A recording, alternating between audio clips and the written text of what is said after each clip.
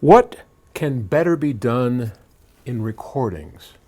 This is a great question from Pete in Melbourne, Australia, way down under, where I think it's winter now.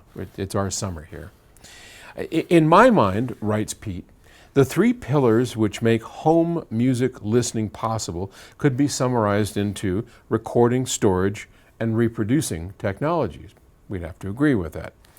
You have devoted your life to the latter. Is there anything the previous two stages could do differently to make your task of achieving high-quality music reproduction easier? Do you believe a better storage medium is required? Or would you like to see some changes in the recording industry to better cater to consumers with varying needs from their listening experience? Thanks for all you do. Well, Pete, thank you for all you do by participating, by having an open mind, by asking questions all right, here goes Paul, off on a rant. I just wrote a post a few days ago about challenging people's beliefs. I understand when many people have their beliefs challenged, whether it be politics or religion or something as innocuous as stereo reproduction. Some of us get our tits in a wringer and our hair on fire, right?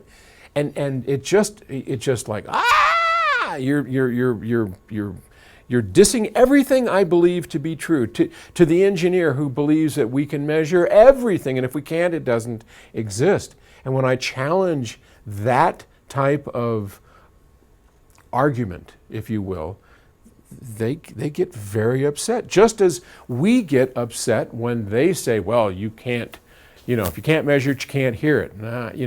What I've tried to do is not get so emotionally involved in all of that. We're talking about music here. So I hope in this series you'll bear with me, hearing what I have to say, doing my best to calmly help people understand a fairly complex field. And it's what I'm trying to do. I'm going to challenge your beliefs because I've done this for 45 years. I have a lot of things up here that are getting out in answer to your questions. You don't have to agree with all of it, and you probably won't. Most people aren't going to agree with everything I have to say. God help them if they did. Just ask my wife. But anyway, end of rant. So here we go. I don't think storage is a problem. There are great storage mediums out there.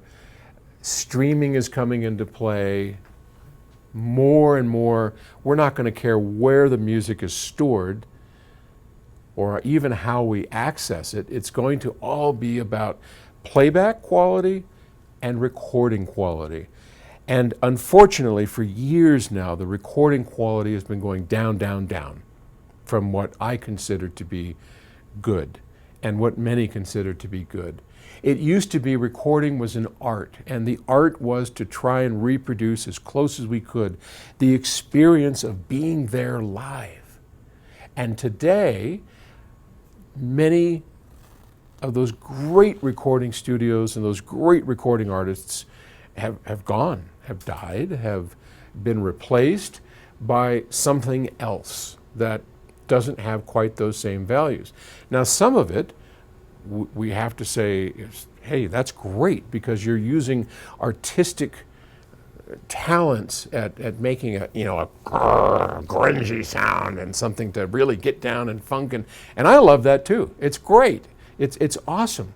But where I draw the line is when we heavily distort the recordings themselves, or when we overly process, or when we ruin dynamic range, because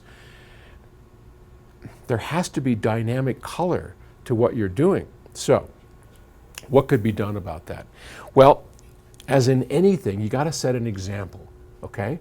So I believe very, very deep into my heart that we could take even grunge music and record it well, okay?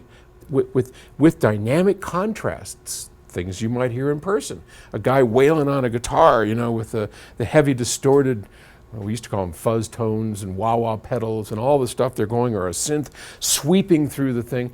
It doesn't have to be distorted on the recording. We can accurately make excellent recordings of grungy things or beautiful things. We can capture life in recordings beautifully without destroying the essence of what we're looking for. And it's not, there are people that are doing it. There are great companies out, Naxos, Cookie Marenko, there are Gus Skinnis. There are people out there who care, Bernie Grundman, and they work at it and they make it right, but they're few and far between. So, what are we doing? All right, set by example, or lead by example is probably a better way to say it. In our new building, we are going to build a state-of-the-art recording studio. Gus Skinnis, a world-famous mastering engineer, has probably done half or three-quarters of every SACD ever made. He is going to lead this charge, and we're going to build just amazing equipment. We'll have a mixing console that is all custom built, all analog. Everything will be paid attention to in terms of dynamic range, quality sound, and then we're going to offer it free to musicians who really have some kind of talent that they want to share with the world. And we are on a mission to show the world that you can make great recordings of all kinds of music without destroying the art, and we'll show you over time how this can be done. And that's, you know, you can change something a little bit at a time, and we do the best we can and hope that some people will grab onto it and really get it. And maybe that will start a little bit of a movement in the other direction from the crap out there that is just sad, and it's harmful to music. And I'm not being this old fuddy-duddy that's saying, you know, oh, those new boys with their home recorders. No, not at all. Because in service of the music, you can have some ratty sounding stuff that really aids the music, but let's at least record it well. That we can do, and that we're going to do. Thank you for the question. I look forward to you hearing what we're going to be doing. Okay, bye.